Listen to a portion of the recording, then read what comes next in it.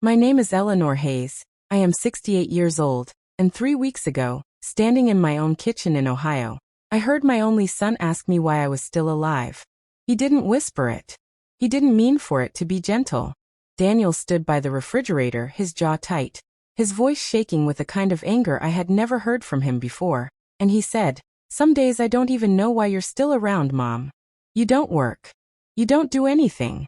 What exactly am I supposed to be inheriting here?" For a moment, the kitchen went completely silent. The refrigerator hummed. A car passed outside. And I just stood there holding a dish towel, looking at the boy I raised alone after his father left, the boy whose fevers I sat up with, whose baseball games I never missed, whose college tuition I paid without ever telling him how. I didn't cry. I didn't yell back. Instead, I walked to the hallway closet, pulled down a gray filing box I had kept hidden for 11 years, and I set it on the kitchen table in front of him. "You want to know why I'm still here?" I said. "Open it." Daniel didn't move at first. He looked at the box like it might bite him. And when he finally lifted the lid, his face changed in a way I will never forget. Because inside that box wasn't sentimental clutter.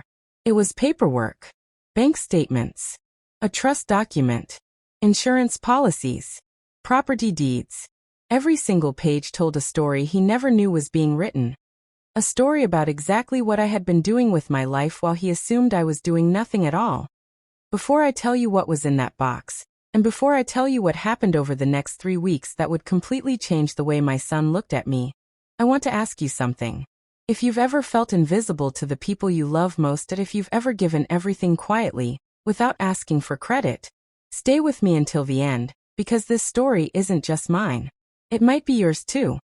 And if it moves you even a little, hit that subscribe button right now, because stories like this one deserve to be heard by more than just an algorithm. Somewhere out there, someone needs to hear that quiet love is still love. Don't scroll past that chance to be the reason they hear understand that box. You have to understand who I was before I became just mom who doesn't do anything. I married young, to a man named Richard Hayes, in a small ceremony in Dayton. Daniel was born 2 years later. When Daniel was 6, Richard left. Not dramatically, not with a fight. Just one Tuesday morning with a packed suitcase and a note that said he needed space. He never sent child support. He never called on birthdays. I worked 2 jobs for almost a decade. Days at a dental office answering phones, nights cleaning offices downtown after Daniel fell asleep. I never told Daniel how close we came to losing our apartment when he was 9. I never told him that the reason he got a bicycle for his 11th birthday was because I sold my mother's wedding ring. Kids shouldn't carry the weight of their parents' survival. So I carried it alone, and I smiled while I did it, because I wanted him to have a childhood that felt safe, even when it wasn't. When Daniel turned 18 and left for Ohio State, I did something I never told him about. I started putting money into an account, not just any account, but one connected to a small life insurance policy and a modest investment fund. Every extra shift, every tax refund, every year I didn't buy myself new clothes, that money went somewhere. I wasn't saving for myself. I was building something for him, quietly, patiently, the way you build a house you plan to hand someone the keys to one day, without ever mentioning you were laying the bricks to be. By the time Daniel graduated and got married to a wonderful young woman named Priya, I had nearly $40,000 set aside. Not from luck, not from an inheritance, but from years of small, invisible sacrifices. When their first daughter, Lily, was born 3 years ago, I updated the trust documents to include her college fund. I never told Daniel any of this.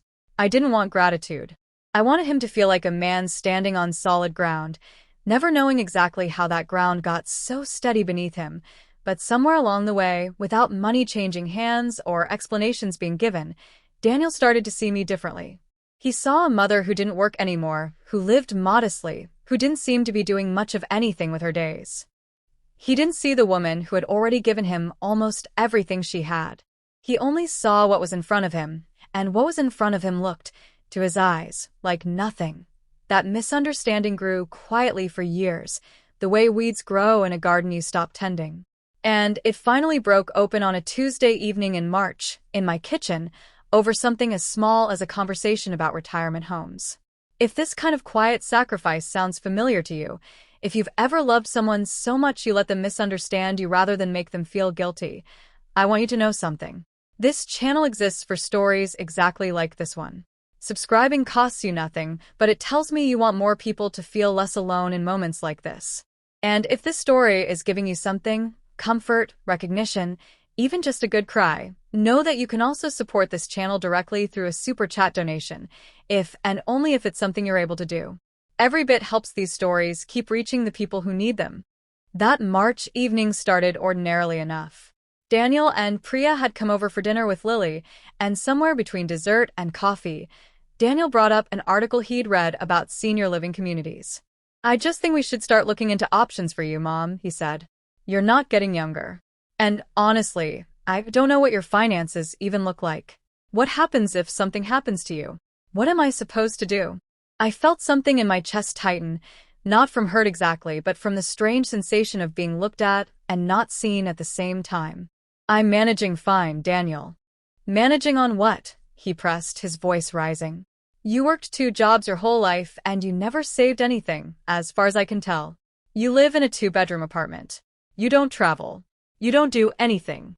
Sometimes I wonder." He stopped himself, but not soon enough. "You wonder what?" I asked quietly. "I wonder what you even have to live for anymore," he said. "I wonder why you're still here doing nothing instead of actually planning for the future. What exactly am I going to inherit? What am I supposed to be preparing for?" Priya put a hand on his arm, whispering his name in warning, but the words were already out, hanging in the kitchen air like smoke. "I want to be honest with you." In that moment, something old and tired rose up in me. Not anger exactly, but a kind of exhaustion that comes from being underestimated by someone you sacrificed everything for. I thought about every double shift, every ring I sold, every birthday I skipped so he could have won. And I thought, quietly, that maybe it was finally time he understood exactly what doing nothing had actually built. As I walked to that hallway closet. The gray box had been sitting there for 11 years, updated every so often, sealed with a kind of patience I didn't know I had. I set it in front of him and said only 4 words. "Open it, Daniel. Please." His hands were shaking slightly as he lifted the lid. Priya leaned in beside him. Lily, only 6 years old, sat in her booster seat, unaware that the next few minutes would change how her father understood his entire childhood. The first document Daniel pulled out was a life insurance policy, dated from the year he graduated college, with his name listed as the sole beneficiary. The second was a trust fund statement showing steady contributions made every single month for over a decade. The third was a folder labeled Lily College Fund, already holding almost $11,000. Daniel looked up at me, his face pale. "Mom, what is this?" "This," I said, "is what I've been doing instead of nothing." Sat down across from him at the table, and for the first time in years, I told my son the truth, all of it, without softening a single part. I told him about the nights I cleaned office buildings after he fell asleep, riding 2 buses to get there because we couldn't afford a second car. I told him about selling my mother's wedding ring for his 11th birthday bicycle, and how I never regretted it, not once, because his smile that day was worth more to me than any piece of jewelry. I told him about opening that first small account the week he left for college, with only $60, because $60 was all I had that month, and I decided that was where it would start. I told him how every year, no matter how tight things got, I found a way to add something: birthday money I didn't spend, a tax refund I didn't touch, overtime pay I quietly redirected instead of buying myself new shoes or a nicer coat. I told him it wasn't about the amount. It was about proving something to myself, that even a woman with no husband, no family money, and no safety net could build something lasting for her child, brick by invisible brick. Daniel sat there holding the insurance policy, his eyes filling with tears he clearly hadn't expected. "Why didn't you tell me?" he asked, his voice cracking. "Why did you let me think? Why did you let me say those things to you?" "Because," I said, "I didn't want your love for me to come with strings attached to money. I wanted you to love me for who I was in the room with you, not for what I might leave behind. I wanted you to think I was doing nothing, so that when I actually did something, it would speak louder than any conversation ever could." Priya was crying quietly beside him, one hand over her mouth. Lily, sensing something important was happening even if she didn't understand it, climbed into my lap and hugged me the way only a 6-year-old can, without needing an explanation. Daniel looked at the folder with his daughter's name on it, then back at me. "I said you don't do anything," he whispered. "I said I didn't know why you were still alive." "Mom, I am so sorry. I didn't know. I didn't ask. I just assumed, and I was wrong about everything." I reached across the table and took his hand, the same hand I once held crossing busy streets, the same hand that once gripped a bicycle handlebar for the first time on a bike I sold a ring to buy. "You didn't know," I said, "because I never let you know. That's not your failure, Daniel. That was my choice. But now you do know. And I need you to understand something important. I'm not still here because of paperwork or trust funds or insurance policies. I'm still here because I get to watch you become a father. I'm still here because of moments exactly like this one." In the weeks since that night, things between Daniel and me have changed in ways I didn't expect. He calls more often, not to check on my finances, but just to talk. Last Sunday, he came over alone, without Priya or Lily, and we spent 2 hours going through old photo albums, the kind with real printed pictures tucked into plastic sleeves, and he asked me questions about my life he had never asked before, about my own mother, about what I wanted before I became someone's wife, and then someone's mother, about dreams I had quietly set aside decades ago. He apologized again, more than once, and each time I told him the same thing. That misunderstanding wasn't a betrayal, it was simply the natural result of a story he was never given all the pages to. I was the one who kept the box closed for 11 years. I was the one who let silence do the talking. If anything, that night in the kitchen taught me something too, that love without communication can curdle into something that looks a lot like distance, even when the love itself never wavered.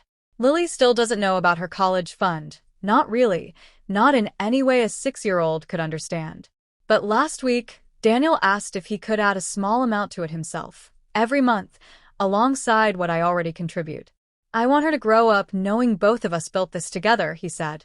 "Not because we didn't trust her to be provided for, but because I want her to know what it means to give quietly, the way you taught me, even if it took me 30 years and one terrible sentence in a kitchen to actually learn it."